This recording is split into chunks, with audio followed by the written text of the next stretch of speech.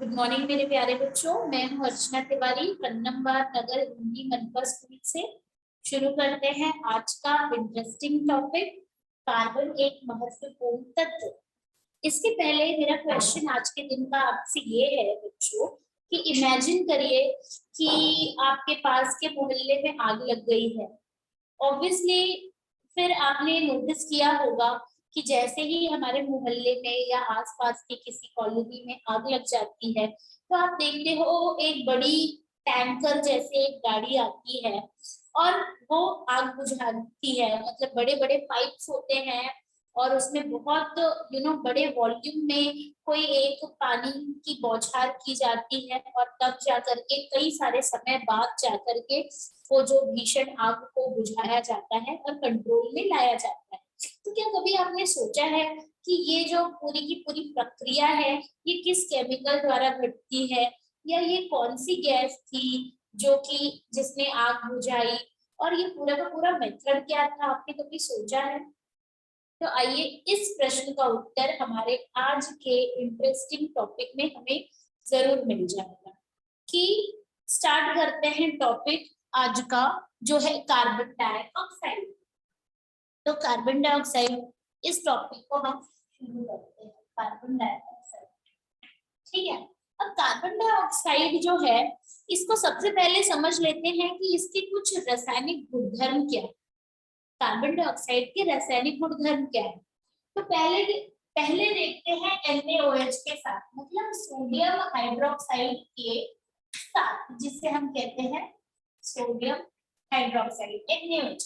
अब NaOH के साथ ये किस तरीके की रासायनिक अभिक्रिया करता है बच्चों?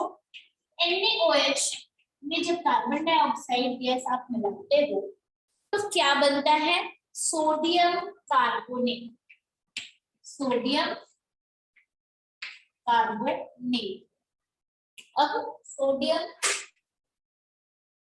कार्बोनेट तैयार होता है। अब ये सोडियम कार्बोनेट के लिए मैं आपको एक बता देती हूँ एक चीज, कि जब ये कार्बन डाइऑक्साइड होगा और साथ में जब उसे मौका मिलेगा ऑक्सीजन के साथ सहयोग होने का, बच्चों याद रखिए, थोड़ा सा ये हिंट है मेरा आपके लिए, कि हमेशा कार्बोनेट को तैयार करेगा, अपना कार्बोनेट वाला यौगिक को जरूर तैयार करता है। तो इस तरीके से हमें मिल गया Na2CO3। अब साथ में आप देख रहे हो कि Na2CO3 में Na तो चला गया, कार्बन डाइऑक्साइड में एक ऑक्सीजन इधर से चला गया, कुछ तो बच जा रहा है, वो है हाइड्रोजन और ऑक्सीजन। तो हाइड्रोजन और ऑक्सीजन का कॉम्बिनेशन हमेशा पानी की निर्मित करता है, ये याद रखिएगा। तो बाय प्रोडक्ट हमको मिल गया पानी, ठीक है। बहुत सारे बच्चे जो रासायनिक अभिक्रिया है ना, उसको उसके बैलेंसिंग के साथ याद रखते हैं, which I always which I never suggest you, क्योंकि आप पहले रिएक्शन को समझ लीजिए। Balancing should be the last part, वो आपको अंत में करना है। पहले आप समझ लीजिए कि ओके, टीचर ने बोला कि कार्बन डाइऑक्साइड को अगर कभी दिख गया एक और ऑक्सीजन, उसको समझ जाइए ऑक्सीजन फेवरेट है, पहले से उसके पास ऑक्सीजन है, बट और ऑक्सीजन अगर उसको मिला ना, वो जुड़ने का मौका नहीं छोड़ता, ठीक है। जैसे आप जुहू चौपाटी जाओ तो आप गोला खाना कभी मिस नहीं करोगे, मतलब बीच में आपको एक ही चीज चाहिए, क्या? गोला खाना, ठीक है। बच्चों को लेके जाओ, वो पहले वही मांगते हैं। ऐसे ये इतना, ये जो कार्बन डाइऑक्साइड है इसकी भी आदत बच्चों ही वाली है। ऑक्सीजन अगर देखा तो उसको उसको कार्बोनेट बनाना ही बनाना है, क्योंकि पहले से उसके पास ऑक्सीजन है, बट उसको हमेशा कमी पड़ी रहती है, वो और ऑक्सीजन चाहता है, और जैसे उसको मिलता है वो कार्बोनेट जरूर तैयार करेगा, ठीक है। तो ऐसे ही ये बना लिया इसने सोडियम, और इधर एक और ऑक्सीजन मिल करके कार्बोनेट तैयार कर लिया। बच गया आपके पास हाइड्रोजन और एक ऑक्सीजन, जिससे बन जाता है H2O। अब आप देखेंगे तो यहाँ बैलेंसिंग के लिए मैंने 2 लगा दिया, 2 लगाते ही मेरा बैलेंसिंग हो गया, मतलब रिएक्शन जो है वो अपना ये हो गया, रिएक्शन जो हो गया वो अपना संतुलित हो गया, ठीक है। आई होप अभी आपको ये क्लियर हो गया है। तो this is like carbon dioxide का सोडियम हाइड्रोक्साइड के साथ अभिक्रिया, जो कि ये फर्स्ट है।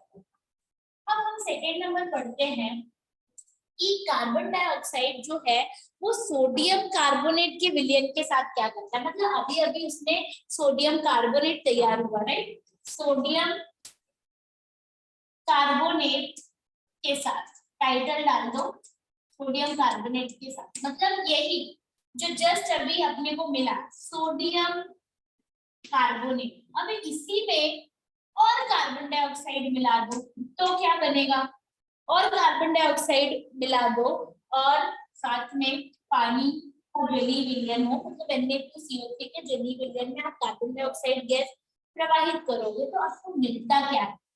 अब ध्यान से देखिए, अब ये ऑलरेडी सोडियम कार्बोनेट है और इसमें अगर आप पानी मिलाओगे ना तो हमेशा आपको मिलेगा सोडियम बाइकार्बोनेट।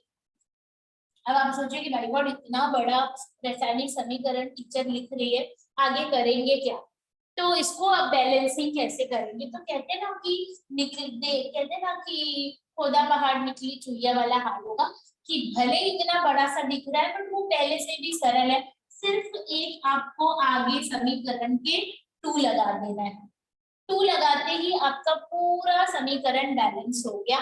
सोडियम बाइकार्बोनेट कहने का मतलब है कि सोडियम कार्बोनेट में अगर आप कार्बन डाइऑक्साइड गैस प्रवाहित करते हो तो आपको सोडियम बाइकार्बोनेट मिलता है। क्या मिलता है बच्चों, सोडियम बाइकार्बोनेट, ये होता है सोडियम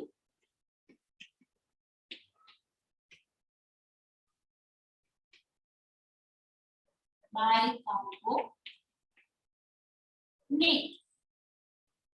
सोडियम बाइकार्बोनेट में ध्यान रखना, सोडियम कार्बोनेट Na2CO3 है एंड सोडियम बाइकार्बोनेट जो है वो NaHCO3। अब मैं आपको बताती हूँ कैसे हमारा रिएक्शन बैलेंस हो गया।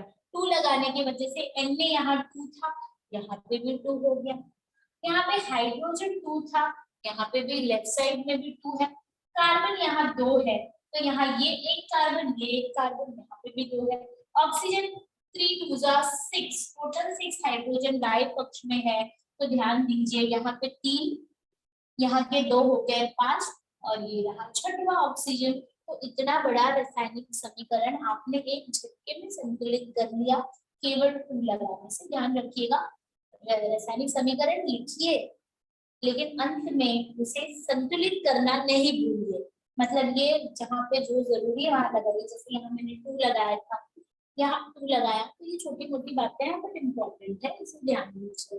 तो यहाँ पे हम we are done with the chemical properties of carbon dioxide. पहला हमने देखा कि सोडियम हाइड्रोक्साइड में कार्बन डाइऑक्साइड आप जब मिलाते हो तो सोडियम कार्बोनेट बन रहा है, उसी सोडियम कार्बोनेट में if you keep adding more and more carbon dioxide, उसमें आपने और कार्बन डाइऑक्साइड मिलाया उसी में, तो आपको क्या मिलता है, सोडियम बाइकार्बोनेट। तो आप देख सकते हो, इन शॉर्ट अगर मैं मेरे टॉपिक को समराइज करूं तो कार्बन डाइऑक्साइड जो है उससे सोडियम कार्बोनेट भी बनता है और सोडियम बाइकार्बोनेट भी बना सकते हैं। ये 2 पॉइंट्स हमको क्लियर होते हैं, ठीक है। अब आते हैं कार्बन डाइऑक्साइड के उपयोग पर। तो कहाँ कहाँ उपयोगी है कार्बन डाइऑक्साइड, अभी हमारा टॉपिक ही मैंने आपको स्टार्ट किया कार्बन डाइऑक्साइड के सबसे बड़े, मतलब one of the most useful thing, कि मतलब जहाँ पे हम बहुत ही जरूरी उसका एक उपयोग है, इम्पोर्टेंट उपयोग है, वो है अग्निशामक यंत्रों में। अग्निशामक यंत्रों में बच्चों कार्बन डाइऑक्साइड का उपयोग किया जाता है। ये आपूर्ति जो हम कवर करने वाले हैं ये अग्निशामक यंत्र ही है। तो कहने का मतलब है आग बुझाने में कार्बन डाइऑक्साइड का उपयोग होता है, इन वे कहीं ना कहीं मैं यही बोलना चाहती हूँ। तो ये आपका पहला पॉइंट हो गया कि अग्निशामक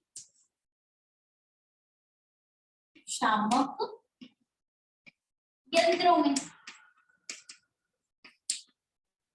तो अग्निशामक यंत्र में मतलब आग बुझाने के लिए।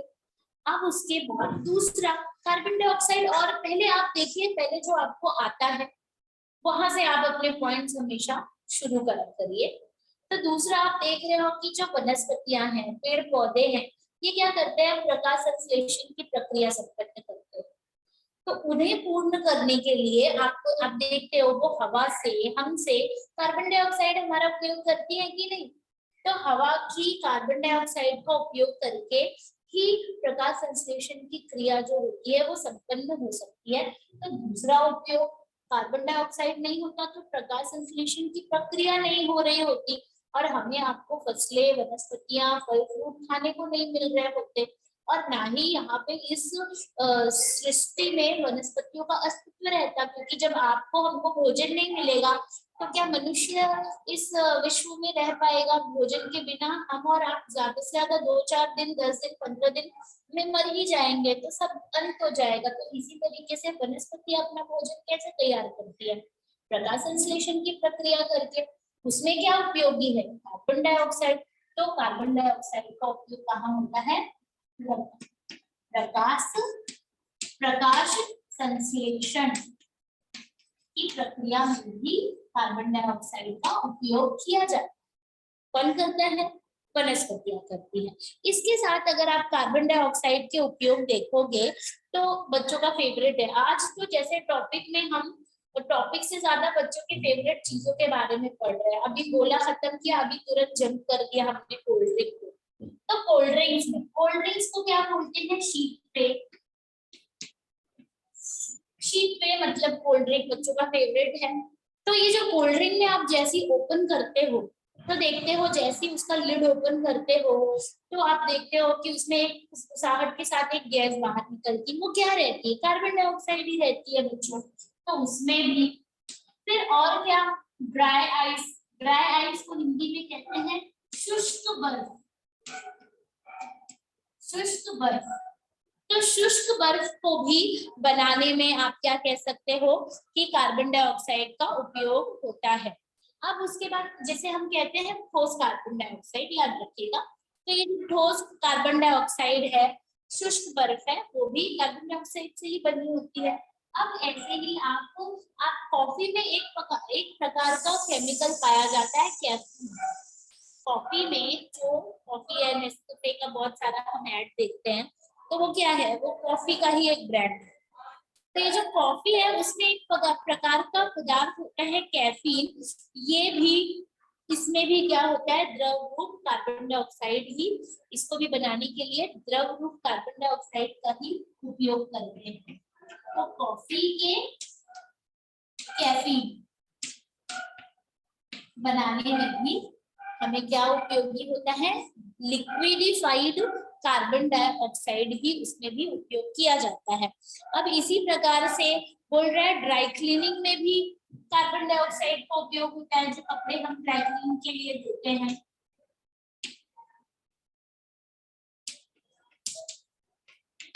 तो इस तरीके से बच्चों कार्बन डाइऑक्साइड का अभी तो मैंने 6 दिया है।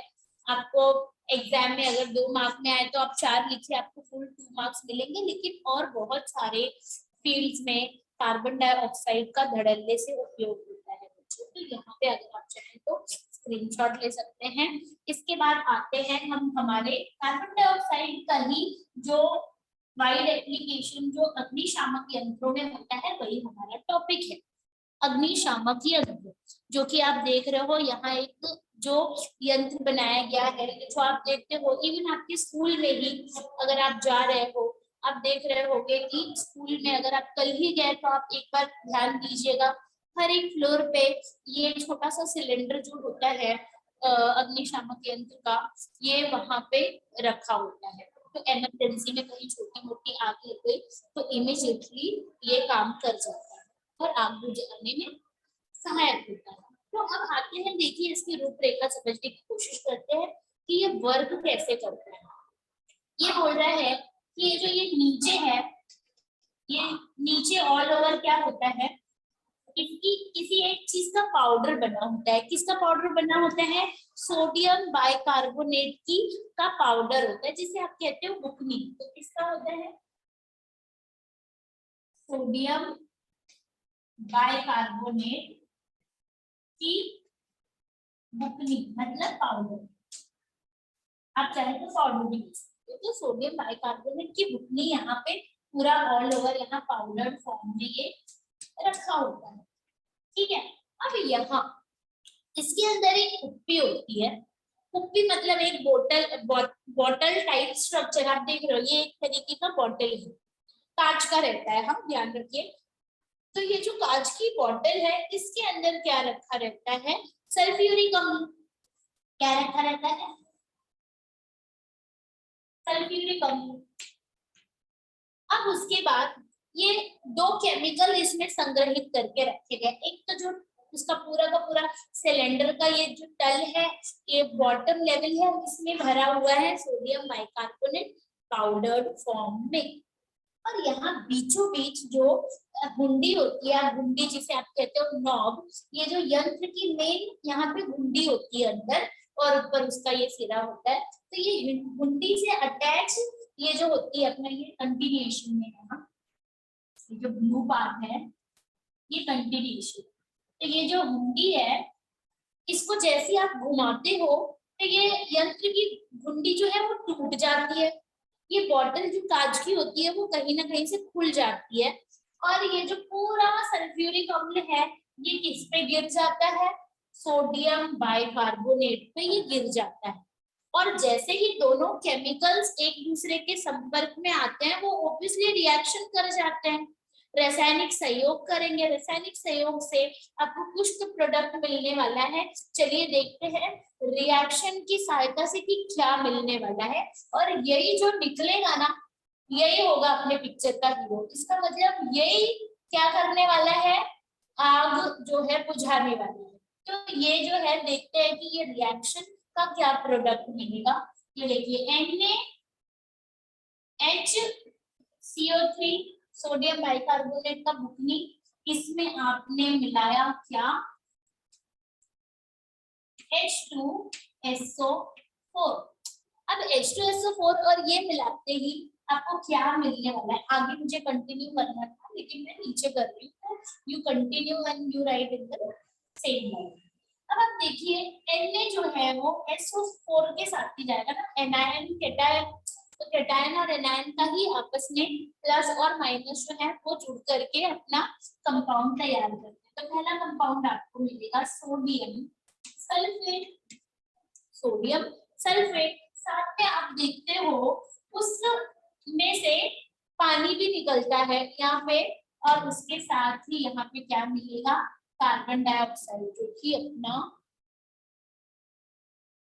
मेन प्रोडक्ट है। तो इसको मैं हाईलाइट करती हूँ, कार्बन डाइऑक्साइड। ये चीज अपने को मोस्ट इम्पोर्टेंट थी। तो हमने आज तक यही सोचा था, जब तक ये टॉपिक नहीं पढ़ा था तब तक हम यही सोच रहे थे कि अच्छा पानी से आग बुझाई जाती है, बहुत ज्यादा मोटी मोटी पाइप्स रहती है और उसमें से पानी निकलता है, फायर ब्रिगेड से लेकर के आते हैं एक्सटिंग्विशर, फायर एक्सटिंग्विशर में उसमें सिर्फ पानी होता है। आज तक हमें ये पता था। आज आपको इस टॉपिक के द्वारा ये समझाया गया कि कार्बन डाइऑक्साइड भी उसमें से गैस के रूप में निकलती है, और जो आग बुझने में या बुझाने में सहायता करती है, मदद करती है। तो आपके सामने ये जो रिएक्शन है ये प्रूफ है, ये एविडेंट है कि किस तरीके से ये दो केमिकल आपस में अभिक्रिया करके पानी और कार्बन डाइऑक्साइड मुक्त करते हैं, और जो भी नॉब खोलते हो तो तुरंत आपको उसमें से प्रेशर रिलीज करते हैं, उसमें से ये दो चीजें बाहर आती हैं। पानी जो है वो द्रव के रूप में बाहर आता है, कार्बन डाइऑक्साइड आता है जो कि गैस के रूप में बाहर आता है। अब बात आई इसको संतुलित करने की। अब संतुलित करने के लिए क्या करेंगे, जैसे कि मैंने बोला पहले रिएक्शन लिख लो फिर बाद में संतुलित करने जाओ। पहले देखो कि जरूरत है कि नहीं, संतुलित करना ही करना है ऐसा जरूरी नहीं। कभी कभी रिएक्शन ऑटोमेटिकली संतुलित होता है और कभी कभी नहीं होता। अब यहाँ आप देख रहे हो तो बाई साइड में सोडियम का एक ही परमाणु है और यहाँ दो है, मतलब हमें रिएक्शन संतुलित करना होगा। यहाँ 2 लगा दो, 2 लगा दिया तो Na2 मतलब Na का तो हिसाब किताब खत्म। अब यहाँ आप देख रहे हो 2H इधर भी है, 2H इधर भी है, 4H है, टोटल कितने हैं 4H है। तो अपने को यहाँ पे भी 2 लगाना होगा, तब हाइड्रोजन भी संतुलित हो गया, सल्फेट संतुलित है। अब कार्बन डाइऑक्साइड के केस में देखो, यहाँ कार्बोनेट जो है उसमें कार्बन 2 है, यहाँ कार्बन 1 है, तो यहाँ पे भी संतुलित कर दो, यहाँ पे भी संतुलित कर दो 2 कार्बन डाइऑक्साइड। अब ये करते ही आपका पूरा रिएक्शन जो है वो संतुलित है। ध्यान रखिएगा। एक और, जैसे मैंने कार्बन डाइऑक्साइड को बस एक ऑक्सीजन मिले तो वो कार्बोनेट तैयार करता है, यही उल्टा भी है। कार्बोनेट जो है वो अगर आपका रिएक्शन में है as a reactant, as a आपका अभिकारी पदार्थ अगर रिएक्शन में मौजूद है, गौरतलब है कि वो कार्बन डाइऑक्साइड देगा ही देगा। अगर कार्बोनेट आपका लेफ्ट साइड में है, what am I saying, just pay attention. अगर कार्बोनेट लेफ्ट साइड में है तो राइट साइड में कार्बन डाइऑक्साइड भी बाय डिफॉल्ट मिलता ही मिलता है। तो आपको कल को कुछ याद ना आए तो ध्यान दे लेना कि आप टॉपिक पढ़ रहे हो कार्बन डाइऑक्साइड के उपयोग। राइट हैंड साइड में आपने दिखाना ही दिखाना है कार्बन डाइऑक्साइड। टीचर ने क्या बोला याद करो कि कार्बन डाइऑक्साइड मिलना है तो अक्सर हम कार्बोनेट लिखते हैं, तो कार्बोनेट वाला प्रोडक्ट होगा कौन, सोडियम बाइकार्बोनेट। तो इस तरीके से अगर इसमें इन बिटवीन आपको कोई एकाध सबस्ट्रेट का, एकाध रिएक्टेंट का, अभिकारी पदार्थ का आपको नाम नहीं याद आ रहा है, तो इस तरीके से आप उसके संबंध स्थापित करके उसको आप मेमोराइज कर सकते हो, रिकलेक्ट कर सकते हो। ओके, टीचर बोली थी कार्बन डाइऑक्साइड मिल रहा है ना, तो जरूर से लेफ्ट साइड में कार्बोनेट होगा, वही कार्बन डाइऑक्साइड देता है। हाँ, मतलब मोस्ट ऑफ द केसेस, ऐसा नहीं कि सिर्फ वही देता है, कार्बोनेट जनरली होता है। तो इस तरीके से सोडियम बाइकार्बोनेट से आपको कार्बन डाइऑक्साइड मिल गया, और ये हो गया आपकी फंक्शनैलिटी अग्निशामक यंत्र की। वो जो सिलेंडर होता है उसके अंदर ये सारी प्रक्रिया संपन्न होती है, तब जा करके आग को बुझाया जा सकता है। ठीक है, नेक्स्ट टॉपिक है हमारा मीथेन। क्या है? मीथेन। ये जो मीथेन है ये आपको सबको पता है, आपके पिछले क्लास में भी आपने पढ़ा होगा कि methane is the simplest carbon, सबसे सरल और पहला सदस्य अपना जो कार्बनिक फैमिली का है, कार्बनिक यौगिकों का है, वो है मीथेन। क्या है? मीथेन। अब मीथेन जो है उसे हम, इसका आगे सूत्र है CH4। क्या है? CH4 मतलब मीथेन। इसका अगर मैं आपको स्ट्रक्चर बताऊं तो कार्बन को मैं हमेशा हमारे स्टूडेंट को बोलती हूँ, ऐसा ध्यान रखो कि कार्बन जो है वो 4 हाथ वाला इंसान है, 4 हाथ वाला व्यक्ति। जैसे आपको, हमको, मनुष्य प्रजाति को कितना हाथ होता है? 2। तो कार्बन के 4 हाथ है, ये हमेशा ध्यान रखने का। 4 हाथ है, अब चाहे वो सिंगल में चारों दिखाओ, चाहे डबल में, चाहे ट्रिपल में, वो 4 दिखाने हैं बॉन्ड। तो 4 बॉन्ड, 4 हाथ, 4 उसकी संयोजकता है। तो यू हर एक हाथ को किसने पकड़ रखा है? कार्बन ने। जैसे मेरे 2 हाथ है तो 2 हाथ पे हाइड्रोजन है, बट यहाँ तो मेरे 2 हाथ है ना, कार्बन तो 4 हाथ है, तो चारों हाथ पे एक एक हाइड्रोजन फिट कर दो, हो गया मीथेन। बहुत सिंपल है। तो ये हो गया मीथेन, ऐसा दिखता है वो। हाँ, अब उसके बाद मीथेन के बारे में सबसे पहला टॉपिक आपको दिया गया उसकी उपस्थिति, मतलब मीथेन कहाँ कहाँ प्रेजेंट होता है या कहाँ कहाँ पाया जाता है। तो अभी बोल रहा है मीथेन में जो प्राकृतिक गैस है उसमें मीथेन होता है। तो सबसे पहला कहाँ पाया जाता है उपस्थिति में? प्राकृतिक गैस। प्राकृतिक गैस में मीथेन होता है। प्राकृतिक गैस जिसे आप कहते हो नेचुरल गैस। कितना परसेंटेज? 87%। 87% उसमें मीथेन होता है। ठीक है, अब दूसरी बात करते हैं और कहाँ मीथेन पाया जाता है। बोल रहा है कि ये जो अपना बायोगैस है इसमें भी मीथेन होता है। तो नेक्स्ट, जो कि वेरी इंपॉर्टेंट है और हमारा नेक्स्ट टॉपिक भी है, बायोगैस। इसमें जब मीथेन होता है बायोगैस में। तीसरा करते हैं कि और कहाँ मीथेन होता है। तो ये जो दलदल होती है उसके पृष्ठभाग पर, उसके सतह पर भी मीथेन होता है। दलदल आप लोग गांव जाओ या फिर ऐसे रास्तों में आप देखो जहाँ ज्यादा पहाड़ियां खाड़ियां हैं, वैलीज है, वहां पे भी दलदल होता है। गांव में ज्यादा देखने को मिलता है। अगर आप गांव गए होंगे तो आपने दलदल जरूर देखा होगा। कीचड़ से भरा ऐसा होता है, बहुत बड़ा सा गहरे में बहुत होता है और जिसमें अगर आप धंसे तो आप धंसते ही जाते हो। हाँ, तो ये जो होता है दलदल, तो उसके भी दलदल के भी पृष्ठभाग पर मीथेन पाया जाता है। और कहाँ मीथेन होता है? और कहाँ मीथेन होता है? बोल रहे हैं कि कोयले की खदान में भी, मतलब कोयले की खदानों में भी मीथेन गैस पाई जाती है। कोयले की खदान, जहाँ पे कोयला निर्मित होता है, वहां तक आपको मीथेन गैस मिलता है। उसके बाद भी बोल रहा है कि जब जैविक पदार्थों की, जैसे कि अब हम अगले टॉपिक में देखने वाले हैं, जब जैविक पदार्थों की, जब हवा के नहीं रहने पर, मतलब हवा के एब्सेंस में जब जैविक पदार्थों का विघटन होता है, उसमें से भी मीथेन गैस निर्मित होती है। तो जैविक पदार्थों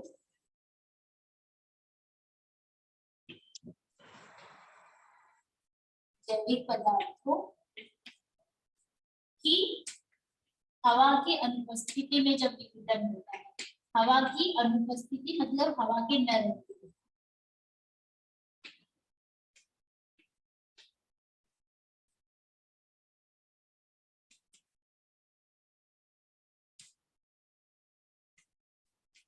होने पर, तो जब जैविक पदार्थों की हवा की अनुपस्थिति में जब उनका विघटन होने लगता है, तो ऑटोमेटिकली उसमें से मीथेन गैस उत्पन्न होने लगती है। तो ये रहा मीथेन की उपस्थिति।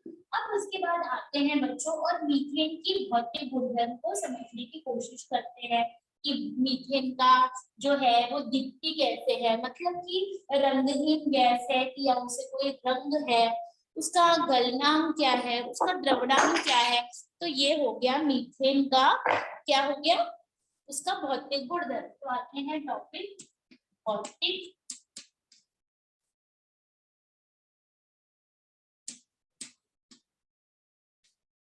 गुणधर्म। तो सबसे पहला मीथेन जो है वो रंगहीन गैस है। क्या है? रंगहीन, कोई उसे रंग नहीं, कलरलेस गैस है। दूसरा, उसका जो गलनांक है, और तीसरा उसका क्वथनांक। क्वथनांक, तो गलनांक और क्वथनांक जो है, गलनांक आपको पता है बच्चों, जिस अंक पर, मतलब the point at which the material melts down, मतलब जो सामने वाला पदार्थ है जब वो पिघल जाता है तो उस पॉइंट को जो हम कहते हैं गलनांक कहते हैं। और क्वथनांक the point at which the material boils, तो मतलब सामने वाला पदार्थ जब किसी अंक पर बॉईल होने लगे, मतलब उबलने लगे, तो वो उसका बॉइलिंग पॉइंट, मतलब हिंदी में क्वथनांक कहलाता है। तो मीथेन का जो है वो -182.5, क्या है, -182.5 डिग्री सेल्सियस। और इसी तरीके से इसका जो क्वथनांक है वो 161.5 डिग्री सेल्सियस। तो ये है इसका गलनांक और ये है इसका क्वथनांक। ओके, अब उसके बाद आते हैं हम नेक्स्ट टॉपिक पे, जो कि बता रहा है कि पानी का घनत्व। टॉपिक नहीं, नेक्स्ट पॉइंट पे, कि मीथेन का घनत्व कैसा होता है। तो हम पानी के से कंपेयर करके कहते हैं कि पानी के घनत्व की अपेक्षा मीथेन का घनत्व कम होता है, मतलब कि हल्की है। ठीक है, तो पानी के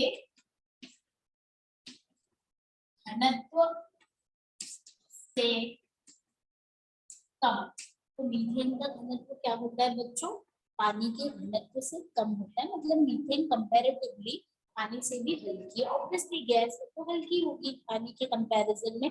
इस तरीके से अब उसकी घुलनशीलता के बारे में जिक्र करते हैं, जानकारी प्राप्त करते हैं कि मीथेन किसमें घुलनशील है। तो पानी में तो बहुत कम घुलनशील है, तो पानी में कम घुलनशील है, मतलब कम घुलती है। लेकिन अन्य कार्बनिक विलायकों में, जैसे आप कह लो कि एल्कोहल इत्यादि में आपको क्या है, अच्छे से घुलती है। अल्कोहल की बात कर लो, ईथर की बात कर लो, गैसोलीन की बात कर लो, तो इस सब में ये क्या करती है, घुलनशील है। घुलनशील है, मतलब इन कार्बनिक विलायकों में वह बड़े आसानी से घुल जाती है। मीथेन गैस जो है अल्कोहल, ईथर और गैसोलीन में घुलनशील है। ओके, अब उसके बाद अगर कमरे के तापमान में, मतलब रूम टेम्परेचर पे अगर मैं बात करूं, तो रूम टेम्परेचर शॉर्टकट लिखती हूँ, R for room and T for room temperature. तो रूम टेम्परेचर पे जो मीथेन है वो कौन सी अवस्था में पाई जाती है बच्चों?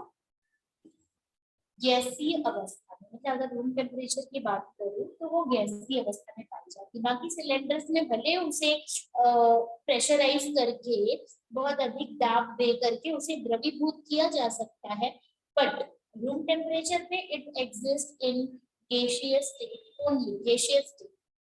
तो ये हो गया हमारा मीथेन के भौतिक गुणधर्म। अगर आप चाहें तो इसका मैंने कीवर्ड्स जो लिखे हैं उसका आप स्क्रीनशॉट ले सकते हैं। ओके, फिर I will move to next topic, methane के रासायनिक गुणधर्म। मीथेन के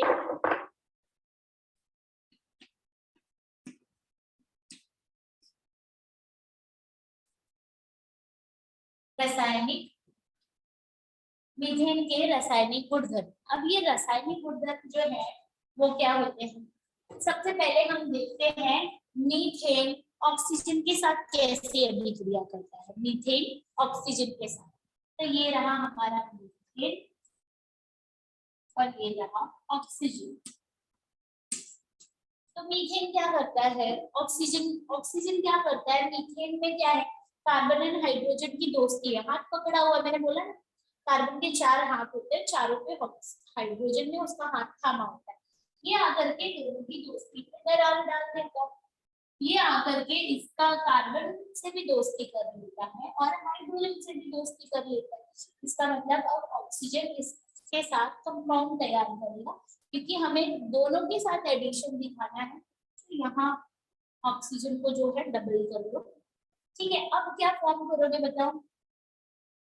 यहाँ पे कार्बन के साथ ऑक्सीजन मिलेगा तो the only combination which is possible is carbon dioxide.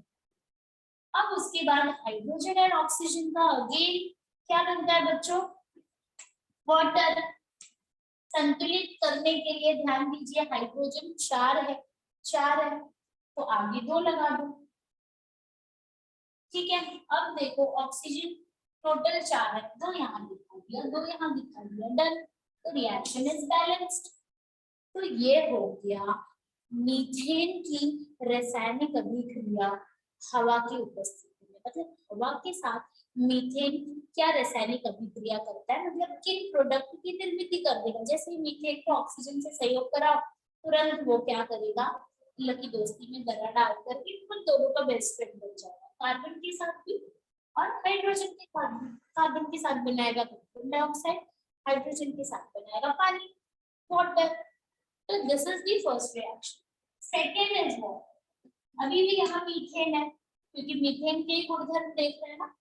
तो मीथेन के साथ अगर क्लोरीन गैस का संयोग हो तो प्रकाश की उपस्थिति में UV rays, UV light, ultraviolet rays की उपस्थिति इज मैंडेटरी। उसकी प्रेजेंस में, उसकी उपस्थिति में, प्रकाश की उपस्थिति में क्या होता है? मीथेन और क्लोरीन गैस मिल करके मीथाइल क्लोराइड, क्या? मीथाइल क्लोराइड का निर्माण करते हैं। और साथ में आप देख रहे हो कि मिथाइल में CH3 है, मतलब एक हाइड्रोजन अभी बच गया। क्लोराइड में देखो, मिथाइल क्लोराइड में एक क्लोरीन है, यहाँ पे एक Cl अभी भी बच गया। ये एक H और एक Cl जो बचे रहते हैं, फिर ये आपस में दोस्ती कर लेते हैं और ये अपना कंपाउंड फॉर्म करते हैं HCl। तो इस तरीके से आपको क्या मिला? Methyl chloride. तो अब आप अच्छे से समझ गए कि आपको मीथेन गैस जब क्लोरीन गैस से रासायनिक अभिक्रिया करती है तो आपको एक बहुत इंपॉर्टेंट बाय प्रोडक्ट मिलता है, जो कि मिथाइल क्लोराइड। और हाइड्रोजन क्लोराइड जो है, हाइड्रोक्लोरिक अम्ल जिससे आप कहते हो, वो एज अ बाय प्रोडक्ट आपको मिलता है। तो ये दो रिएक्शन है जो कि अभी आपके बोर्ड पे फ्लैश हो रहे हैं, आप चाहिए तो इनका स्क्रीनशॉट निकाल लीजिए। अब हम पढ़ते हैं मीथेन गैस के उपयोग। अब मीथेन गैस मतलब कुछ ना कुछ उपस्थिति से उसका मिलता जुलता बच्चों उपयोग भी है। जैसे कि हमने उपस्थिति में ही बताया कि मीथेन गैस कहाँ उपस्थित है, प्राकृतिक गैस में। प्राकृतिक गैस में ही जहाँ वो उपस्थित है वहीं पे वो उपयोगी भी है। तो प्राकृतिक गैस में मीथेन का उपयोग होता है। प्राकृतिक गैस में भाई 87% मीथेन है, तो वहां पे वो उपयोग में लाई जा रही है प्राकृतिक गैस। प्राकृतिक gas is nothing but what, natural gas. इसी नेचुरल गैस को जब हम द्रवीभूत करके कंप्रेस करके सिलेंडर्स में या टंकी में भरे, तो देखो आपका आजकल सारे जो ऑटोमोबाइल्स हैं ऑलमोस्ट सभी सीएनजी पे बेस्ड है, सीएनजी से चल रहा है, तो वहीं पे है। अब ये जो ऑटोमोबाइल्स मतलब उसमें क्या है, मेन कंटेंट मीथेन। अब एक पॉइंट से दूसरे पॉइंट किसी ऑटोमोबाइल किसी व्हीकल वाहन के सहायता से जा रहा हो और वो सीएनजी पे चल रही है, तो वो एक उसका बेस्ट एग्जांपल हो गया। फिर ईंधन, घरेलू ईंधन के रूप में भी उपयोग होता है मीथेन का। किसके, घरेलू ईंधन के रूप में। तीसरा आपने अभी अभी देखा, उससे क्या बन रहा था, मीथाइल क्लोराइड। तो बहुत सारे मीथाइल क्लोराइड के जैसे ही बहुत सारे कार्बनिक यौगिक हैं जिनको बनाने के लिए मीथेन की आवश्यकता होती है। मतलब मीथेन उपयोगी है, मीथेन का उपयोग करके ही आप मिथाइल क्लोराइड बना सकते हो। तो जैसे मिथाइल क्लोराइड है वैसे ही इथेनॉल,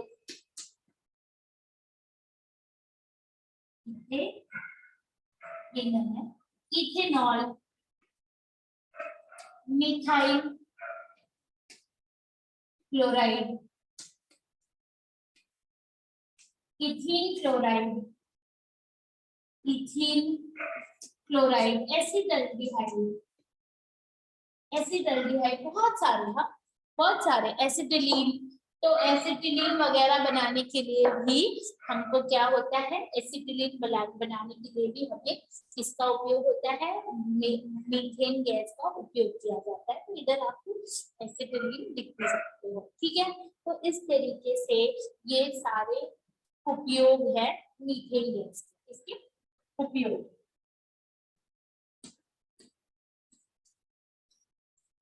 तो मीथेन गैस का कभी 2 मार्क का आपको उपयोग पूछे तो आप ये बोल सकते हैं मीथेन गैस का प्राकृतिक गैस में उपयोग किया जाता है। मीथेन गैस जो है घरेलू ईंधन के रूप में उपयोग की जाती है। मीथेन गैस से कई सारे कार्बनिक यौगिक जैसे कि ethanol, methyl chloride, methyl chloride, ethene chloride, acetylene इत्यादि कार्बनिक यौगिक भी उसी से निर्मित किए जाते हैं। ओके, अब हमारा जो लास्ट टॉपिक है बच्चों वो है बायोगैस, जिसके लिए थोड़ा टाइम कम बच गया है, पर फिर भी हम कोशिश करेंगे कि इसे थोड़ा सा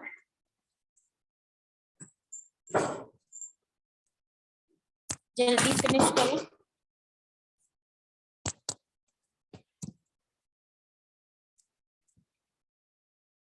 ओके, सो आपके लिए जिससे समय जो है थोड़ा कम है तो कोशिश करेंगे हम, इसलिए मैंने डायग्राम पहले से बना रखा है जिससे थोड़ा हम क्विकली कर सकें। तो नेक्स्ट टॉपिक है स्टूडेंट्स बायोगैस।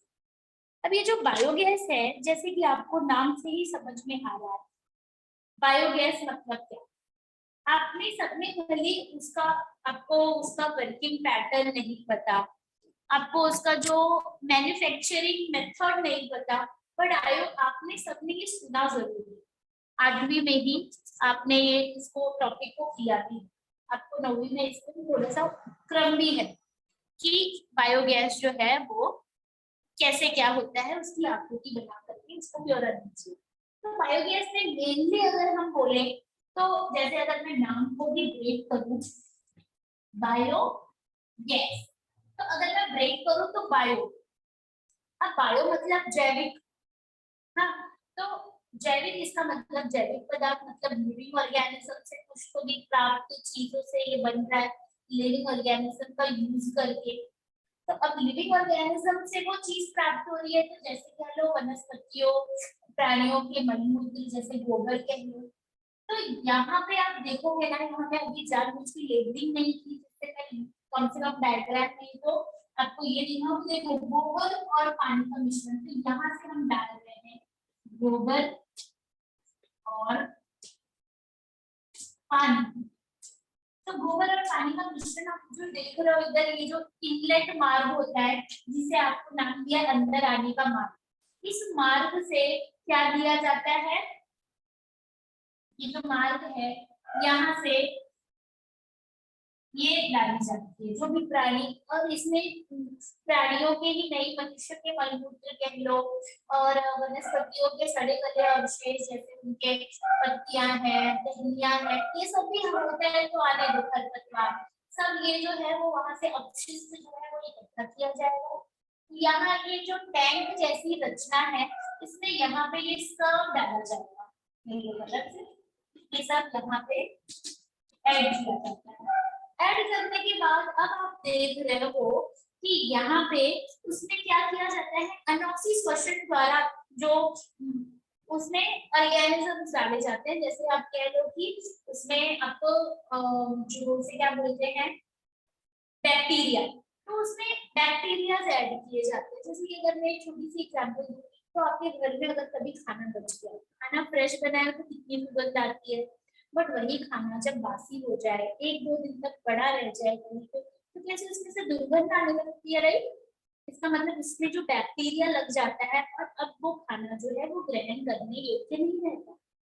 ठीक ऐसे ही ये जो है ये भी जैविक पदार्थों से उत्पन्न जो है अवशेष है उनके, जैसे कि गोबर के।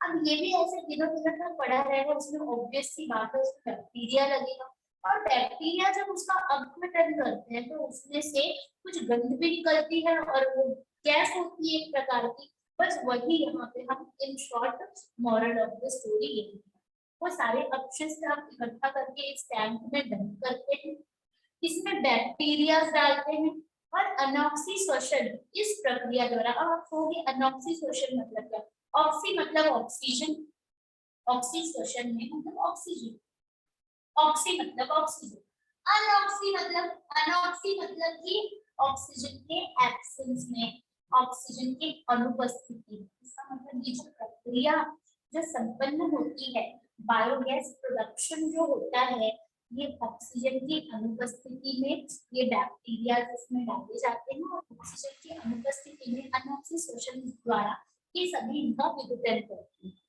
विघटन करने के बाद आप देखोगे कि यहाँ से गैस उत्पन्न होती है, बैक्टीरिया जब किसी चीज पे लग जाता है बदबू करता है, तो यहाँ पे ये जो गैस जो होती है ये ऊपर एक ढक्कन में ना एक क्या लगा होता है, गैस बाहर निकलने का मार्ग होता है।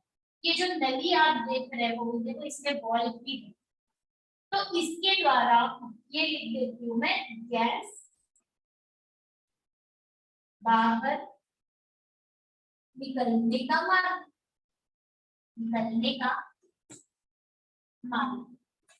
तो इसमें से जो ये पूरी प्रक्रिया द्वारा बायोगैस निर्मित हो रही है, मतलब मीथेन गैस निर्मित हो रही है, और ये जो क्योंकि गैस जो होती है वो हल्की होने के कारण ऊपर की ओर जाती है, और ऊपर ही उसका आउटलेट पाइप होता है, गैस बाहर निकलने का मार्ग होता है जहां से गैस को बाहर इकट्ठा कर दिया जाता है। तो ये हो गया हमारा मीथेन वायु निर्मिति। तो ये हमारा जो कि सेकंड सोपान है।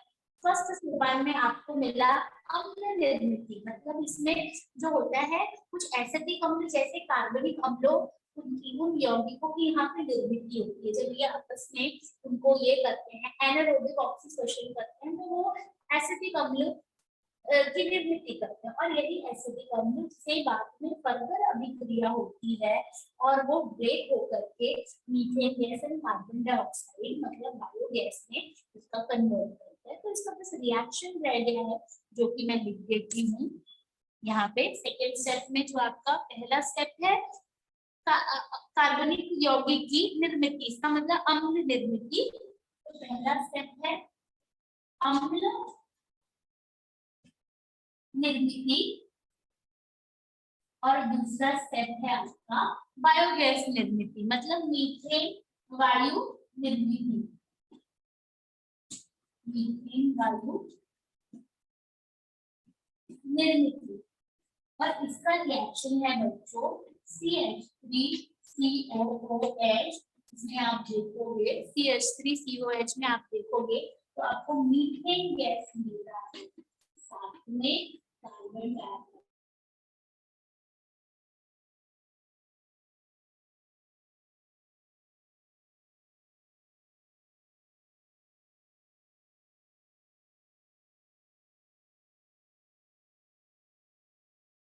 इसको और दो ऑक्सीजन मिलकर के कार्बन डाइऑक्साइड बना दो। तो इस तरीके से बच्चों हमारा आज का टॉपिक जो होता है वो हम सक्सेसफुली कवर कर चुके हैं।